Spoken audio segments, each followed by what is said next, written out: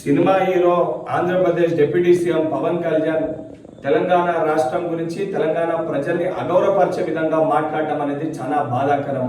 గతంలో సినిమాలు ఆడేటప్పుడు తెలంగాణ రాష్ట్రం అంటే నాకు అపారమైన ప్రేమ ఉంది, అపారమైన గౌరవం ఉందని మాట్లాడిన నువ్వు ఈ రోజు ఆంధ్రప్రదేశ్కి డిప్యూటీ సీఎం కాగానే మతి స్థిమితం కోల్పోయి నీ స్వార్థ రాజకీయాల కోసం తెలంగాణ రాష్ట్రం గురించి ఈ రకంగా మాట్లాడడం అనేది చాలా బాధాకరము.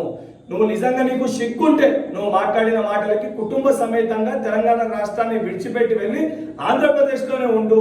నువ్వు కనీసం సోయి లేకుండా తెలంగాణ ప్రజలు అత్యధిక నీ సినిమాలు చూసి నిన్ను గౌరవిస్తుంటే బలుపుతో ఈరోజు తెలంగాణ రాష్ట్రం గురించి ఈ రకంగా మాట్లాడడం అనేది చాలా దురదృష్టవశాతము.